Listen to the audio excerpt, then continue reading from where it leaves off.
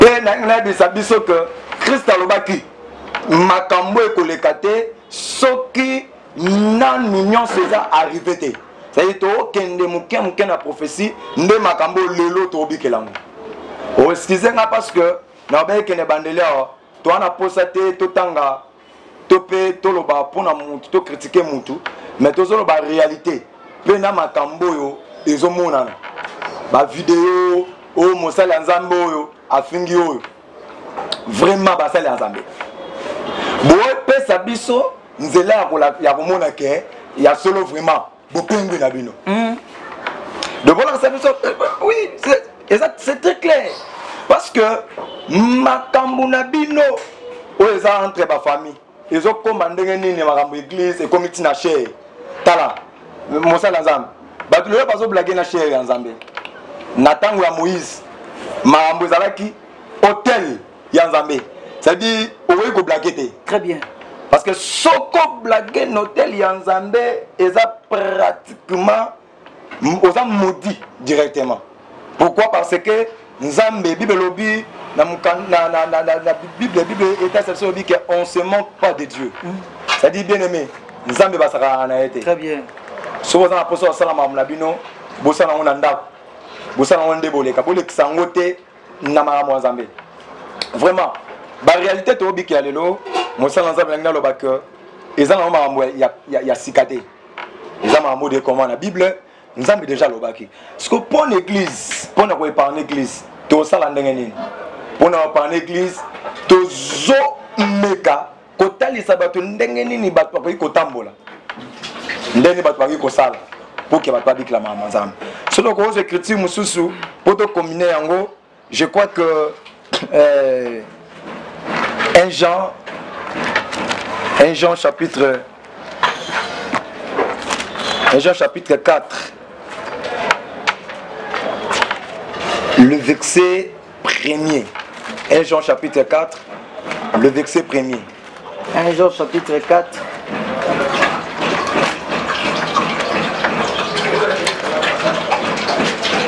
Jean chapitre 4 le verset 1er. Totangi na kombo Christ. Amen. Bien-aimés, n'ajoutez pas foi à tout esprit. Oui. Mais éprouvez les esprits pour savoir s'ils sont de Dieu. Car plusieurs faux prophètes sont venus dans le monde. Amen. Bien-aimés, ngatem toloba, bisoto toloba, mais c'est la Bible qui parle. Bien-aimés, n'ajoutez pas la foi à tout esprit, mais éprouvez les esprits pour savoir s'ils sont de Dieu. S'ils sont de Dieu. Car plusieurs faux prophètes sont venus dans le monde. Ok, tant que Bible assez concerne les prophètes, c'est très clair et à préciser.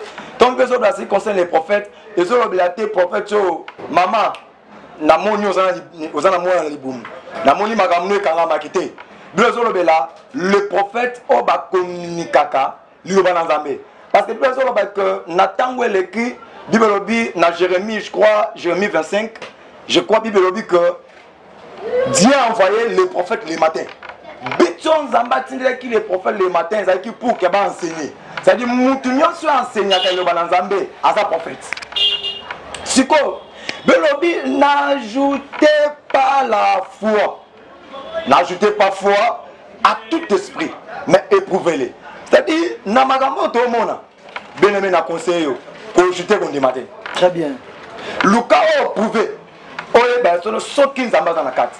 Parce que on a moto pour éprouver pour comprendre que son zamba dans la carte bien zamba dans la quantité. Dans sa biso ba réalité to bi kelango na Bible ezo concordé. Totika. Ils ont concordé.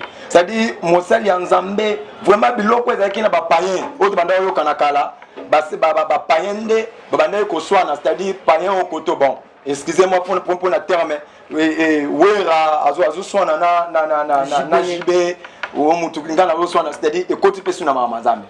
Et côté na mamazambe pourquoi? Et côté na mamazambe parce que bana kondima malunga te. C'est-à-dire bazo so mamazambe loko ba aventure. Maman est comme le roi Bagé, le roi à théâtre. Mais, bien aimé, yo mutu ozolandangai. yo mtozo landa biso to bondeli yo tia matoi makasi oyo landa biso ni toninga toloba ni tonga to communiquer yo message na biso ezali la vraie doctrine moboko ya malamu na vraie doctrine na moboko ya malamu na ba réalité ezoleka oyo esimba te esimba te dans le sens que batu bakomosaka na Nzambe mais tout le monde na pratique na bango na bango ebandaki liboso na kamwa makambo ebandaki liboso donc ebandaki koteka ba mungwa koteka ba mai ba ji makambo nyonso de elungwe bongo ba ekoti na kati ya église ezalaki pe ba misusu babimisa muntu mbisi ba misusu babimisa muntu ligorodo na kamwa ligorodo na nzoto muntu etambola ndenge nini mbisi na nzoto muntu epema ndenge nini. Est-ce que yozo corriger Nzambe à celle qui création? C'est-à-dire Nzambe lorsque Dieu avait créé, Nzambe akela ki mbisi pose à la main. Donc mbisi ça pose en nzoto muntu te mbisi apema. C'est que Jésus ta nina lobake Nathan wakala. Bible Moïse tanga bana ko sala makambo. Mambe bana ko sala qui pratique. Solo robi mafuta. Il faut demander mafuta boy. Solo robi mungwa. Il faut demander mungwa boy. Soit on mai, il faut demander mai boy. Mais le lot, Christ aya sangisa makamunyon salobi que na Hébreux chapitre 10 verset 7 biologie que dans les voici je viens dans les couleurs du livre il est question de moi. C'est-à-dire toute la Bible est à l'unan, est à Jésus. Matthieu chapitre 13 verset 35 a dit que j'ouvrirai ma bouche en parabole et je publierai les choses depuis la création du monde.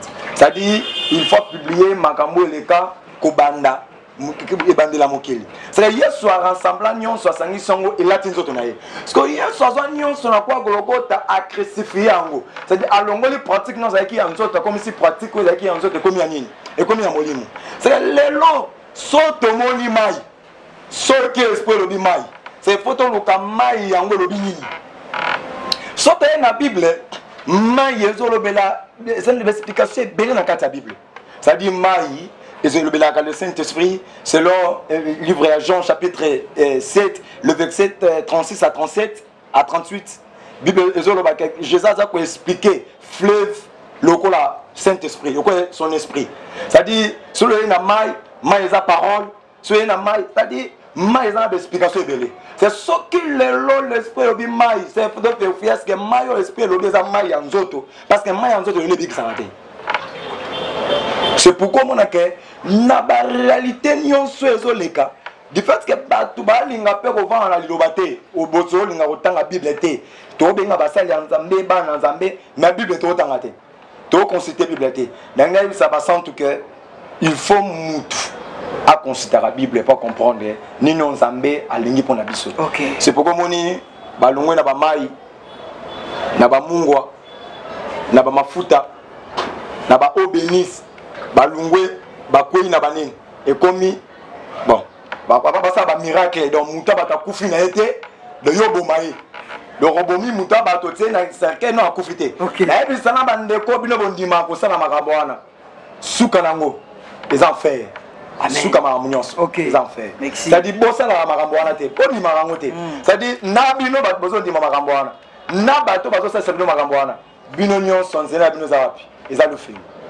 Na ngalo ba ke balungwe na makambo wana ko ba miracle balungwe pour nyonso neza nini pour basilisa pouvoir ya Nzambe pour que bato bamona ke Nzambe na biso sala te mais na biso muto zola na Nzambe na biso to samela ka sala. Amen. Miracle ya Nzambe za ko sala tilelo.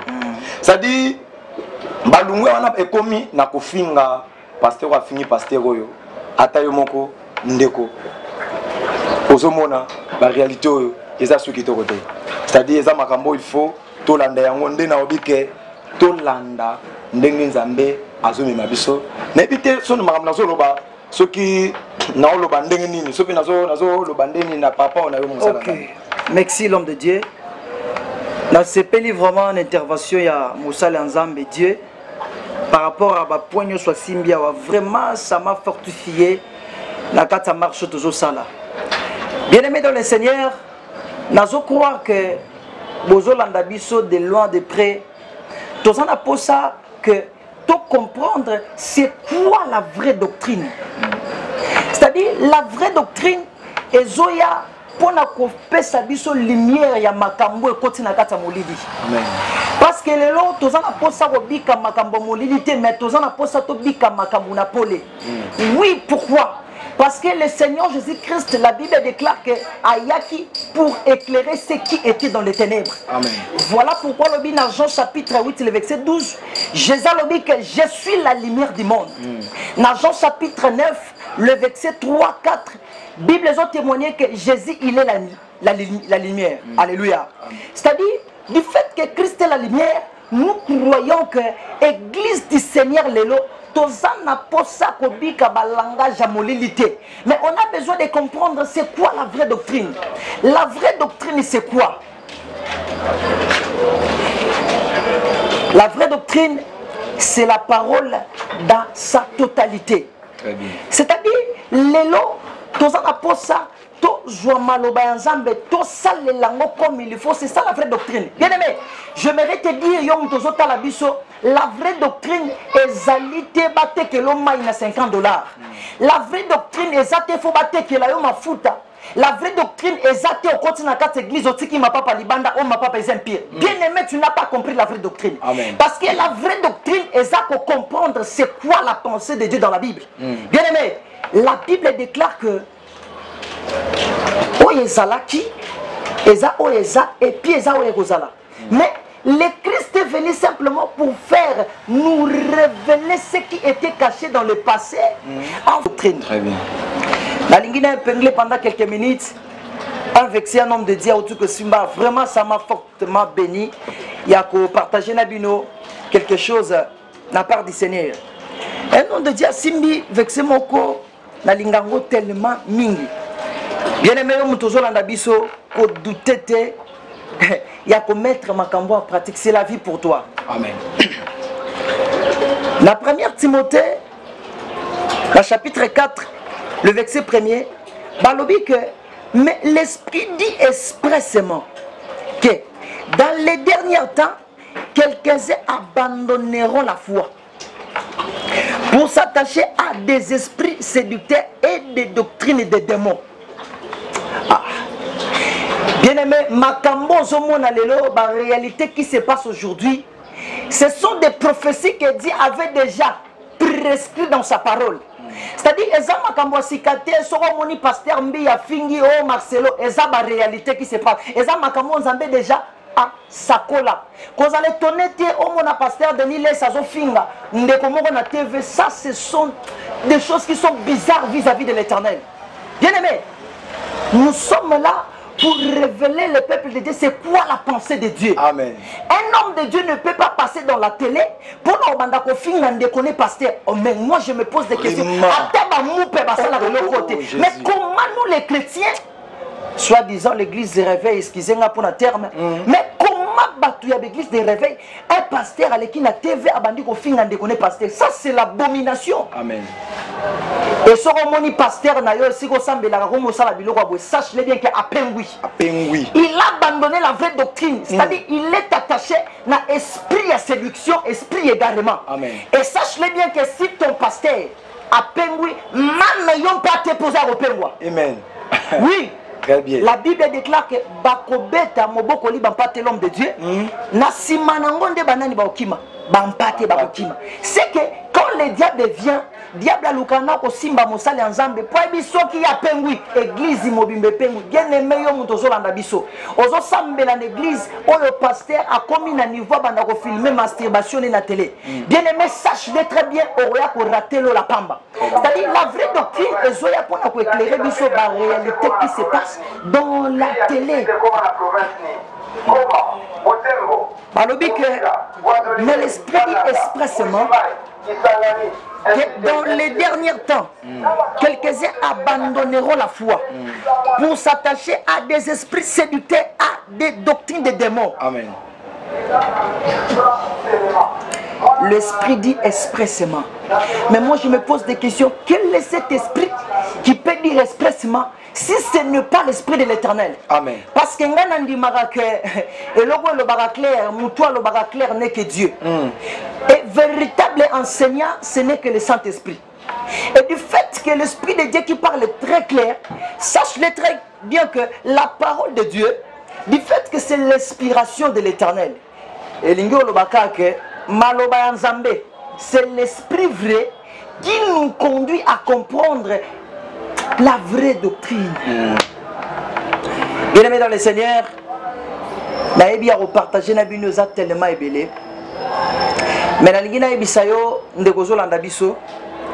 Lorsque ndeko Timothée azoloba ke bandeko ébélé bako bois qui s'akondima bako s'attacher na ba doctrine. Il y a des mots. Na ba esprit séducteur. Ce sont des choses oyo tozo bika sikoyo. Et ça, la réalité, maintenant. Très bien. Comme tout des fois, pour se poser la question, c'est quoi la foi? J'aimerais te révéler que la foi, ce n'est pas une autre chose. La foi, c'est l'enseignement. Très bien. La foi, c'est le vrai enseignement. Très bien. C'est que dans la Bible, quelques-uns,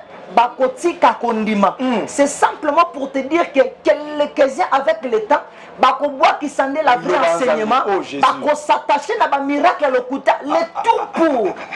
Ma voiture a bien. Très bien. Le tout pour ton abanda comme minene. On a 100 000 personnes, merci l'homme de Dieu. Comme célèbre. Très bien. Le tout, c'est pour égarer le peuple de Dieu. Bien aimé dans le Seigneur.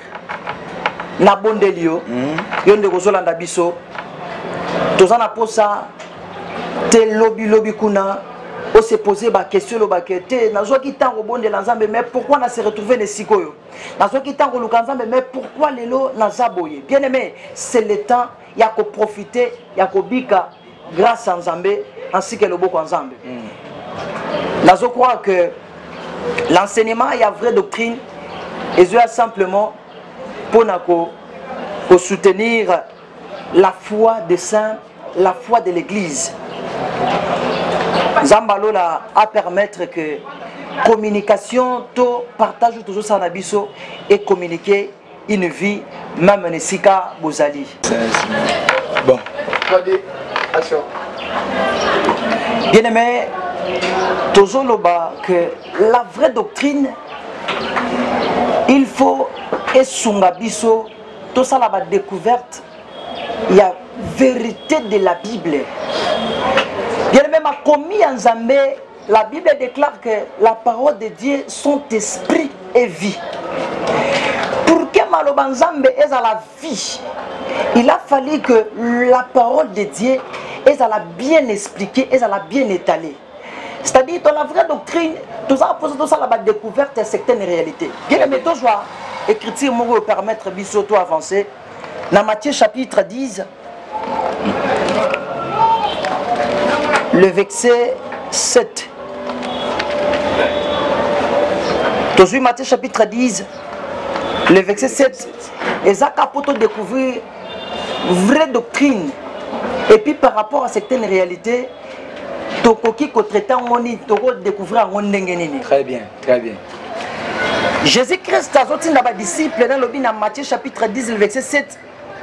Allez prêcher et dites. Le royaume des cieux est proche. Guérissez les malades, ressuscitez les morts, purifiez les lépreux, chassez les démons. Vous avez reçu gratuitement, donnez gratuitement. Amen. Amen. Amen. Tozolinga beaucoup plus maloba ya Nzambe yango moko eloba. Omoni et surtout ndeti na loko. Ndeti yako bikisa bama kamboyo ngana toto sepela nangote. Très bien. Et tant que homme spirituel, homme de la parole, c'est-à-dire nazo kamwa mosali ya Nzambe. Ngana zo kamu sangai comment basali ya Nzambe ba komi koluka koteka ba mungwa ba mai ba nebite. C'est-à-dire na ba jelelo e comment il y a un téléphone. Très bien. Très bien. C'est-à-dire, et le cas, un jour, na lobe likambo yo ngamoko na sala yango déjà un homme de Dieu comme on est à Bunda Bossani yango so comme on est ngana ta ko parce que sala yango to yebi ezeza bon amate ba no so ba yebi yango no sala yango na Bossani kombo mais ngana lo ba que ba lobby à l'écrit azo c'est l'émission Bobengangai après ça ba prophétie anda donc na kamo na prophétie et comment là ça na mutu ndenga lati donc mutu pas beta ba bi yango na penza c'est mais na nini donc mutu ndenga lati bon et mati pe sus bon pour pas confier faut mon aka maman c'est à soloté et ça mama likuta donc on est comme que ti excusez-moi pour la terre mais ti na ba sous-vêtement c'est-à-dire ba mo la ça ba tout yango c'est-à-dire au moni ba vanti ekomi na mama nzambe Mosala nzambe wana bon na bengika mosala nzambe na langage parce que makambo ça les a makambo basala nzambe te parce que na bible lobaye que ceux qui beaucoup tient prophète après si prophétie to pas à lobeli bino à sako na pas nzambe et que makambo à lobby il faut boya nango et tout en année na iri na tumim OK oza ki na nzoto ya nani yanga nzambe la souverain sacrificateur c'est-à-dire ce que tout est ça l'éclat nde tondimi yango mais ma vie que que tout est ça l'éclaté il a fallu bon lapider très bon soit message on appelle ici bon lapider na présence et assemblée mais bon lapider hors du camp mais bien que l'écriture n'est bon bi kanisi mais yango eza réalité tout le monde lelo yo message lelo eza makambo tout le monde lelo eza o bazo publier c'est-à-dire ti na ba YouTube réalité c'est-à-dire c'est la ba mo sa net ba monana ba ye ba na ba YouTube c'est-à-dire ba mo sa na mama bo eza ki tokote na échappé ngate eloko wana mo sa nzambe à l'écrit une émission na chaîne moko azo sala batel babengaye apesa bango message apesa bango asakola pona bango bondo la pona bango sa ba miracle na TV apesa numéro obi na zo numéro na bengi numéro na bengi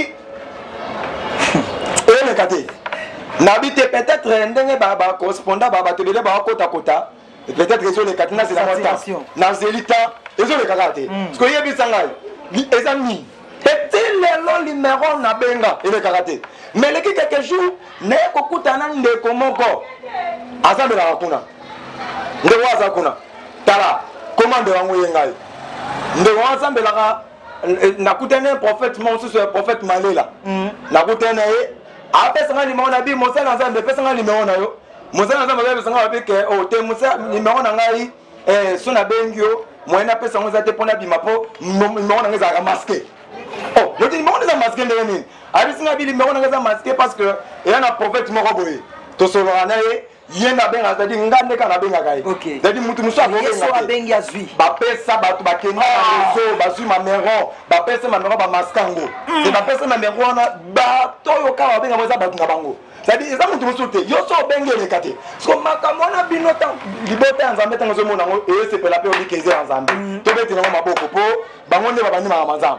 Te nzambe bandi pa ba prophète et kiti et pas ba apôtre nanzela Yesu Masia c'est tant tout le monde a prophète tout le monde a deux prophètes majeurs tout le monde a Moïse et Jésus mais na kati na nango na Bible to lo ba que na vraie doctrine to lo ba que ba prophète ba la rami ba na Bible to ça ka na prophète moko parce que Moïse est mort avec na Deutéronome 18 avec bien que Deutéronome 18 15 avec Nathan ozoya nzamba kotindi ya bino mosako lokola ngai akobota na nzela bandeko na ye boyoka ye c'est que Moïse a dit que mutu azoya aza mutu musuka saka ye moko Moïse OK effectivement apôtre Paul obi na Galates chapitre 4 verset 4 a dit que na bateau leki nzambe abandé koloba parce que dozaki bana mike mais na nzela ya fils nzamba zoloba ouvertement fils soit abotami na nzela ya mwasi abotami na sa mobeko assez de comprendre le fils sango tu comprends que c'est la personne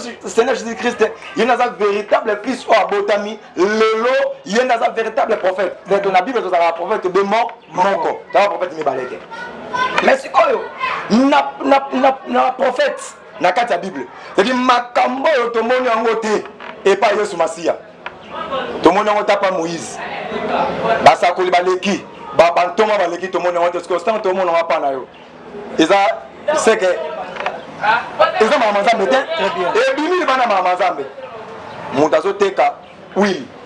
Et on a tout na bandeko. Botu na bango. So tangi mukanda Exode chapitre 30.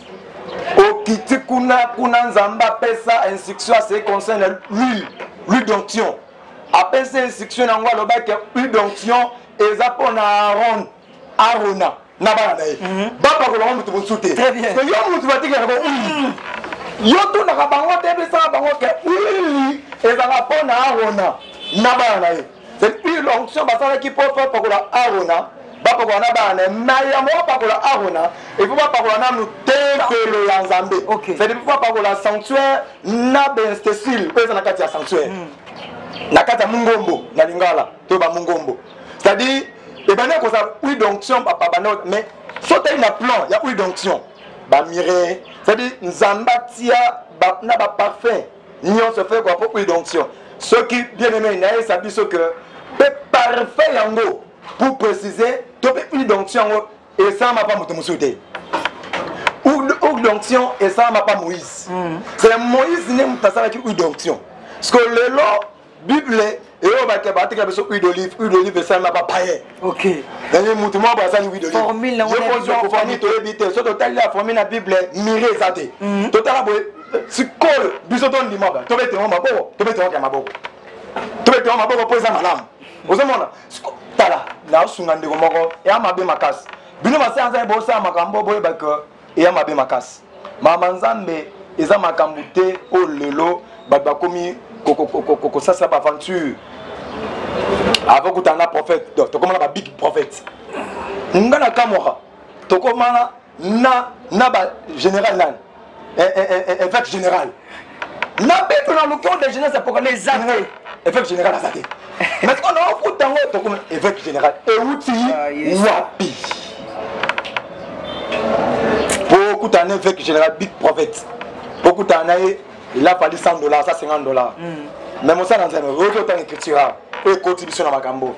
Autre temps de dire que Bokende, Botiano dans Zambé, Bobik c'est malade, Bokose que ça va couper, Bo purifier, ba lépreux, Bo chasser, ba démon, Bo ça gratuitement au bien besoin qui offert. OK. C'est qu'on a bon li moi dans Zambé que miracle les arrières monodé. OK. Miracle c'est offert à Panzambé. Si vous avez un prophète batté bon, et comment on a pris? Bon, excusez moi pour fondre le bango. Et comment on a pris? Donc pour que tu as un big prophète, il faut ça na $50, $200. Yango tout ça maman Nzambe ou alors mbongo l'évangile to pe oyaki pena pona osala maman Nzambe ndenge sengeli. Biologie que l'ouvrier mérite son salaire. C'est-à-dire si tu es ouvrier Zala Nathan Zela Titango Zamorosane à Pambola yo na place qui est osala makambo. Et ça m'a bien makasi pour mon salaire Nzambe. L'homme de Dieu et loko zo tungisanga makasi na kati ya pensée yo. Eza nini? Christ ye moko azo préciser clairement pendant qu'azo tinda ba disciple. Christ a dit que vous avez reçu gratuitement. Vous avez reçu gratuitement. C'est-à-dire, tant que vous sorti de vos disciples, la Bible déclare qu'à communiquer la puissance, à communiquer l'évangile, à communiquer la capacité pour nous la musala. Mais l'objectif principal, attaque au Christ a dit guérissez les malades, purifier les lépreux, ressusciter les morts. Bien aimé, objectif principal, Christ a communiqué grâce, c'est pour la vie éternelle, c'est pour le royaume des cieux. Amen. Mais je n'ai pas vu ici qu'à Christ a joué ça. À disciple que Tibo Keyuana, avant que maman de la pona mutu, il faut pas payer enveloppe au botier monta. Il faut payer enveloppe à $500. Il faut $5 000. Ça c'est l'abomination, c'est l'envoûtement. C'est contre la vraie doctrine. Vraiment. Bien aimé, na mon esika mon créer l'apôtre Paul a opéré miracle. Avant tout d'abord Alexa Mutuna miracle, toute la délivrance. À Seigneur Nanou, Ayano Namamo quelconque. Ça c'est l'abomination. Bien aimé, Jésus a dit dans Jean chapitre 14, verset 6 qu'il est le chemin, la vie et la vérité. Très bien. Ce qui est soisant là, bien aimé, sache-le très bien que il faut tout le monde à basala nzambe basala makambo basongi na nzela. Oui. Il faut tout le monde à bango na ba trace à Jésus-Christ. Très bien. Très bien.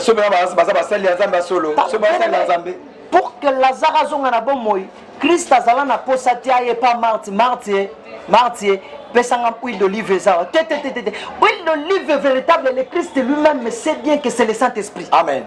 Mais moi je me pose des questions, comment lelo ata muta ki mutu pasi mangu ake huile. Papa pesa biso huile d'olive mo. Et puis huile nga na mitu na gezaka na kombo ba pesango. On a ba jus. De combina ba jus makila Yesu. Donc envoûtement. Yo ndeko zolanda biso na télévision, yo ndeko zolanda biso même na niveau ya ba réseaux sociaux, sache-le très bien. Soko zo sambela na quatre église, pasteur pokutana naye appelle ça tarif. Big prophète. Pokutana naye il a fallu futa mbongo wana tena tarif. Bien aimé, évêque général. Envoûtement. Pokutana avec général, nous fait. L'eau les athées. Tobondeli biso sous signe sozolo bisabiso alokola basale ensemble eza que musala yekulusu eza la pambate musala yeso sala nekulusu elle kapambate tozana posa musala ekulusu to palepe yango tina lola c'est-à-dire musala ekulusu ekotisa biso lola. Amen. L'œuvre de la croix ezate po ekomisa basali nzambe bescro. Amen. Ezate po komisa basali nzambe miyibi. Ezate po komisa basali nzambe lokuta te. Mais ezate pona emema biso na vraie vie qui est la vie éternelle. Très bien. Vraiment ndeko zolanda biso nazo croire soki orozwa makambo tozo la partage na yo au tiango en pratique ou examiner au tiango en pratique. Sache-le très bien que ndeti loko excusez mon sel ensemble na kwa na kati maloba mais na kati maloba te biloko ezo pesanga pasi makasi na batu bazotala tate na ebité sona ko loba ndenge nini omima mono toloba on a pasi ne sengote parce que to bengami pour que to éclaircir topé sa lumière de la parole. C'est-à-dire to bengamité pour critiquer pour ça se bénémer to faut éclaircir yanzambe. Bon chose yanzambe o kabiso n'esprit moko ya douceur pe to lo bango na sûr que bien que colère spirituelle mais ezate loko to lo bela par rapport yanzoto comme ça. Mais to lo be loko eza tala la vie éternelle. Jean chapitre 17 le verset 3. La Bible déclare ceci. La vie éternelle, ceux qui te connaissent, toi, le seul, vrai Dieu, et celui que tu as envoyé, Jésus-Christ. C'est pour connaître la vie éternelle. Il lui faut premièrement savoir le seul. La Bible déclare que le seul vrai Dieu est celui que tu as envoyé, Jésus-Christ. C'est que, Boyebi, Bokonzalikolo, Eza Koyeba, Nzambi ya solo skolelo talabatu o kotoya un pepe na ye tolia misunité o kotoya un pepe na ye to ko église makolungulu o kotoya un pepe ta ezo yakaka mu pepe soya na na bisa biso que un pepe no so eza un pepe également eza un pepe do tinda biso to kende na lufelu na na biso kende ko o lia musunité o pechaka o sala lisumu na biso ya solo na komba kolo Yesu masi o sala lisumu pourquoi? Parce que tant que Nzamba que la bilo nyonso na préserver comme quelques minutes pour que pesa biso kondima tant que Nzamba que la bilo nyonso Bible dit que au commencement Dieu créa le ciel et la terre. Premier jour Nzamba que likolo na mabele babi que la terre devient informe et vide et ezaki na ténèbres na espace ya abîme. Et l'Esprit de Dieu s'est mouvé au-dessus des eaux. Et Dieu dit que la lumière soit. Et la lumière fit. Premier jour. Deuxième jour, Nzamba Kelia Keliti na sixième jour. Bloko nyonso Nzamba Kelaki. Nzamba Keli Mutute. Pendant premier jour, deuxième na cinquième jour. Nzamba Keli Mutute. Il a fallu Nzamba Kela Mutuna comme na quatrième jour, sixième jour. Là, il y a Christi et l'homme très important, il y a Mutulia Musunute. On comprend que Musuna rande on a bisoté. OK. Musuna rande on a bisoté. Il faut comprendre le langage Nzambe. Très bien. Bible dit Tango yo Nzambe akeli biloko nyonso nzamba kela nyama to pena bana bandaka wana kota ma potenza te ya kota ba moko nzamba kela nyama ya bisa nyama zala lokola kela mo abe mo izala mo ezali nzamba kela mabele abike mabele zala mabele ezali nzamba kela mai ezali akeli mapata ezali c'est-à-dire nyonso tomona pratique bo nzete oni nzamba alobango boye bandeke nzamba aloba boye ezali mais pona mutu nzamba kela mutu nde moko na nyama te très bien oh koko zamaka te nzamba kela mutu ndenge moko na nyama te et comment na mutu bi obi que nzambe akiti a formé nyama a formé plutôt a eu forme à belé a formé on a formé à mutu belobi Dieu souffla d'Anaïm d'Adam et homme devient un être vivant.